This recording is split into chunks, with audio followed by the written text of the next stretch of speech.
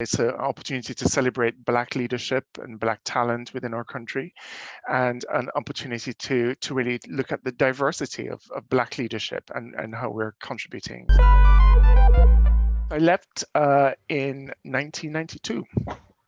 A long 1992, and I received a scholarship from the London School of Hygiene and Tropical Medicine to study my master's in public health.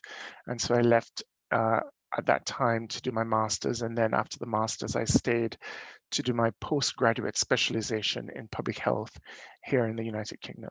My childhood dream was to be a pilot. I wanted to work for an airline, Air Jamaica at the time, and fly all over the world.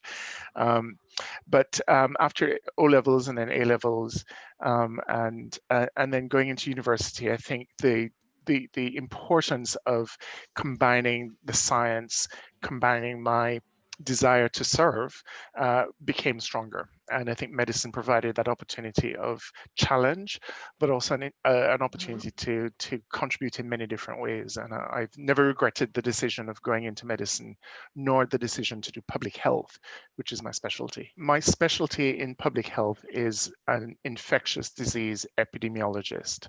So I study how diseases spread, how you control them, and how you work with communities to reduce infectious diseases.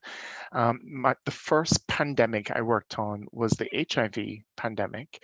And when I qualified as a doctor, my early work and research was on controlling HIV. And over the years, I've learned a lot about how to understand diseases, how to control them. So the work with COVID brought a lot of lessons from my work with HIV, how to think about inequalities, how to work with communities, how to ensure we have strong messages, how to support testing and contact tracing. All of these things were important for HIV, and we've brought it to COVID. So that gives a sense of how we were prepared for COVID, but COVID brought some unique challenges, right? Because it's a new disease, we didn't have testing capability initially, we had to get people to adopt behaviors which weren't necessarily natural or people were used to. So we had to go through that process, and I think we're in a different place now. But this pandemic has been hard, and I know it's been hard on many people around the world, and certainly the death and the health harms have been significant. So we're still in the middle of the battle, but now's the time to build on the lessons that we've learned. Okay, so do you know how many persons you were chosen from, and do you know why you were chosen, or how the process goes? Yeah, so the process is run every year. There's an independent panel, which brings together leaders from across the society, not just Black leaders, but a variety of leaders. And it's chaired by an independent chair. So it's an independent process.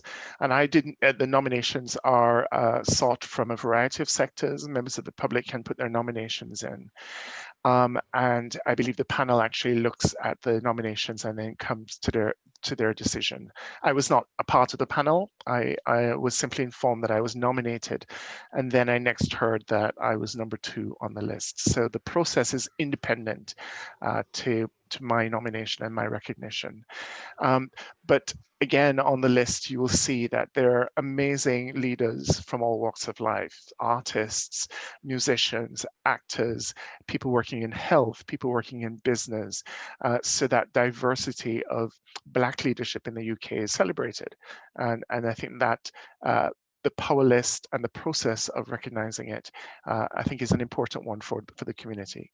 So the recognition is not new for you, because in 2011 and 2012, you were named among the Black achievers and influencers between the ages of 25 and 45. So what was that recognition a few years ago back? What was that like for you? So, I think it's on one hand a recognition of work that I do, that my team does, and the organizations that I lead do. It's partly recognizing that successful leadership is a partnership, and I'm leading large teams within the US or whether here in the UK that are really helping to make a difference in health.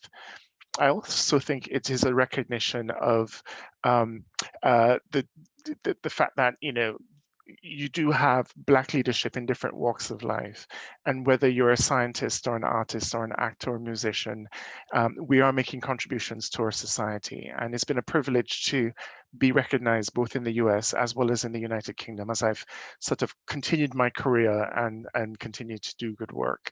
But as I say, it's a recognition of the fantastic teams that I have the privilege of leading and partners that I work with as well.